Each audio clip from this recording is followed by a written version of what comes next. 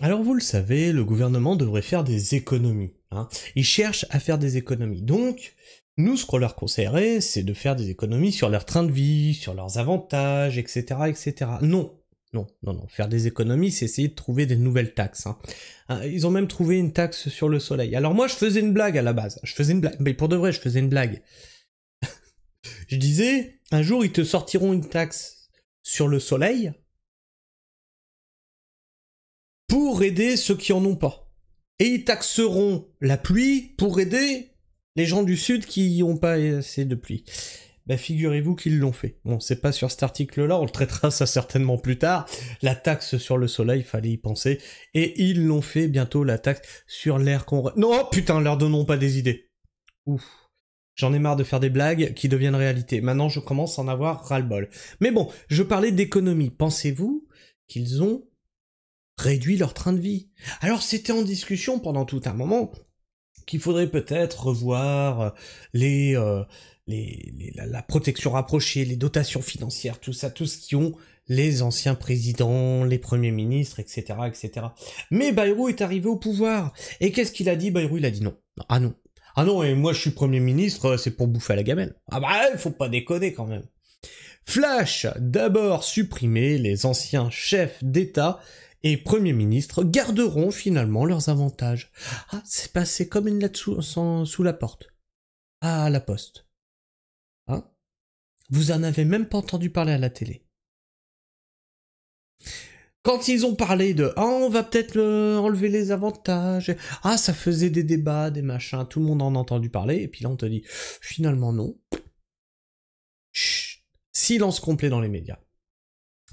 Une protection rapprochée, garde du corps ou service de sécurité, une dotation financière, pension ou indemnité spécifique, un personnel mis à disposition, secrétaire, assistant, des avantages matériels, logement de fonction, voiture avec chauffeur, des billets de transport gratuits, train, avion, notamment pour les déplacements officiels. Public Sénat. Alors, on va aller voir sur Public Sénat. Budget. Les anciens premiers ministres et les ex-présidents garderont finalement leurs avantages. La commission mixte paritaire n'a pas retenu ce 31 janvier l'amendement du Sénat au projet de loi finance qui proposait de mettre fin aux avantages dont bénéficiaient les anciens chefs d'État et anciens chefs du gouvernement. On devrait tous, là, être dans la rue. Ils n'arrêtent pas de nous ponctionner et ils ne mettent pas de frein à leur train de vie. Cet État obèse, qui vit de nos impôts, qui vit sur nous, qui vit sur notre force de travail, qui vit sur notre sang et notre sueur, te dit il faut faire des économies, mais pas chez eux. Dans une période de recherche d'économie tout azimut, le vote du Sénat tenait plus du symbole que d'un réel impact budgétaire. Un symbole. Fous-toi de ma gueule. La modification avait néanmoins fait grand bruit dans l'opinion publique. La suppression des avantages accordés, voilà, c'est ce que je vous disais, ah, ça avait fait grand bruit, bah oui. Qui fait l'opinion publique? C'est les médias qui font l'opinion publique. C'est pour ça que ça avait fait grand bruit. Et là, ça passe comme une lettre sous la porte, hein, et personne n'en entend parler. Là, pas de bruit. Chut. L'opinion publique n'en a plus rien à faire, bien sûr. La suppression des avantages accordés aux anciens présidents de la République comme aux anciens premiers ministres n'a pas survécu à la navette parlementaire. La commission mixte paritaire sur le projet de loi finance réunie depuis le 30 janvier a choisi de ne pas retenir cette modification opérée par le Sénat il y a plus d'une semaine. L'amendement porté par la centriste Nathalie Goulet avait effacé dans le projet de loi finance la ligne de 2,8 millions d'euros consacrée aux dépenses afférentes aux anciens présidents de la République et aux anciens premiers ministres. Le budget vise notamment à financer une voiture avec l'attribution d'un chauffeur et d'un secrétaire s'ils n'en disposent pas dans le cadre d'un mandat parlementaire, d'un mandat d'élu local ou d'une autre fonction publique, mais également la prise en charge d'un loyer pour les bureaux dans le cas des anciens présidents de la République, plus leur retraite, plus etc. etc. On recommencera, selon le Canard enchaîné du 29 janvier, François Bayrou s'est opposé en personne à cette modification. Là, c'est quand même important de le noter, il s'est opposé en personne. Voilà. Il faut bien qu'il y ait dans l'état des choses stables. Ah oui, oui, ça serait bien qu'il y ait des choses stables. Hein? Et pas que vous changiez les règles du jeu à chaque fois que ça vous arrange. Oh, comme la TVA pour les micro-entreprises. Ah non, là, ça n'a pas besoin d'être stable, ça.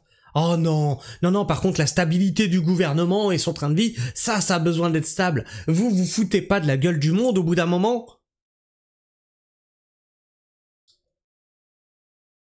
Ah oui, il faut bien qu'il y ait dans l'état des choses stables. Bah, c'est eux qui sélectionnent ce qui doit être stable. Quand on occupe des postes à responsabilité dans des moments de crise, il y a forcément, pour le futur, des précautions à prendre. Et pour le nôtre de futur, non, non, oh les gueux. La monarchie n'a jamais fini en fait. La monarchie n'a jamais cessé. Elle a juste changé de nom. A-t-il déclaré devant les députés MoDem, selon l'hebdomadaire. L'amendement devrait revenir dans le débat public pour le budget 2026. On recommencera l'année prochaine, a indiqué la sénatrice Nathalie Goulet auprès de Public Sénat. Et donc, qu'en pense la populace? Quand un vote ne plaît pas au Seigneur, on procède à un nouveau vote avec un comité trié sur le volet. À part les adorateurs de Jupiter, qui peut contester que nous sommes bel et bien en dictature? La promesse de Macron d'une république irréprochable. Et là, vous voyez une belle pomme irréprochable. Et la vraie république de Macron, quand tu regardes derrière l'image qu'il y a dans le miroir, bah elle est toute pourrite. Et le pauvre couillon se saigne pour mettre un minimum dans son frigo. Honte à cette caste retraitée de la politique qui se gave sur notre dos. Un peuple qui élit des corrompus, des renégats, des imposteurs, des voleurs et des traîtres n'est pas victime. Il est complice. George Orwell. François Bayrou est personnellement intervenu afin que cette mesure soit abandonnée. La fin des privilèges, c'est pour les gueux. Le grand cinéma, à quoi ça sert de voter? Et donc ces avantages de luxe réservés aux anciens chefs d'État et premiers ministres supprimés dans un premier temps refont finalement surface comme par magie. Et rappel, ça refait surface comme par magie puis c'est voté. Ah bah finalement non. Par contre pour les agriculteurs c'est... Allez vous faire enculer. Voilà, c'est la réponse qui a été donnée comme d'habitude. Voilà. Protection rapprochée, chauffeur, logement de fonction et transport gratuit, tout cela aux frais du contribuable. Ça aime bien serrer la ceinture, mais plutôt celle des autres. La protection rapprochée, je comprends. L'indemnité à vie, c'est juste pour rappeler aux gens que le système est toujours une monarchie. Merci Lily Croft, c'est exactement ce que je pense. Quelle honte, ça ne m'étonne même pas. En savoir plus, ces avantages représentent 2,8 millions d'euros par an et pour justifier cette suppression, une sénatrice déclare: ils ont tous un certain nombre de retraites et ont des postes de consultants. J'ai vérifié, personne n'est au resto du cœur. Quand on demande aux Français de faire des efforts, ils ne comprendraient pas que l'État ne commence pas par lui-même et par éviter les dépenses superflues. Exactement. Scandaleux! Édith Cresson, 86 ans, la nullité absolue, est restée 11 mois Premier ministre, cela fait maintenant 33 ans qu'elle bénéficie de ce scandale. Cela a coûté combien de centaines de milliers d'euros? Rajoute un zéro. Et ça va continuer pour elle. Honteux, honteux. Les mondialistes sont des parasites qui vivent avec l'argent du contribuable. Enfin bref, vous avez compris, à peu près. Les gens sont sur la même longueur d'onde, on n'en peut plus de ce gouvernement, il est temps de faire afuera et de dégager toute cette bande de parasites. Parce que les vrais parasites, ils sont là, ils sont au sommet de l'État. C'est pas toi, c'est pas moi, c'est pas le mec qui touche son RSA qu'on va aller demander de travailler 15 heures par semaine là. Non, c'est pas ceux-là. Ils sont là-haut, les parasites. Enfin bref, je sais pas ce que tu penses de tout ça, n'hésite pas à me laisser ton opinion, ton avis dans l'espace commentaire, c'est là pour ça. On peut débattre, on peut rigoler, s'engueuler des fois, mais dans le respect bien sûr.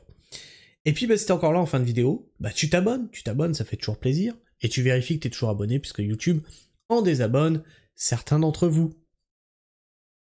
Et puis ben, tu peux partager cette vidéo, hein, ça fait toujours plaisir, et tu peux... J'allais dire t'abonner, mais oui, je viens de le dire. Enfin bref. Le petit like. qui fait toujours plaisir, qui flatte l'ego, qui flatte l'algorithme, qui m'encourage à continuer ce travail sur cette chaîne. Et sur ce, moi je vous fais la bise, prenez soin du sol et restez pragmatiques. Ciao.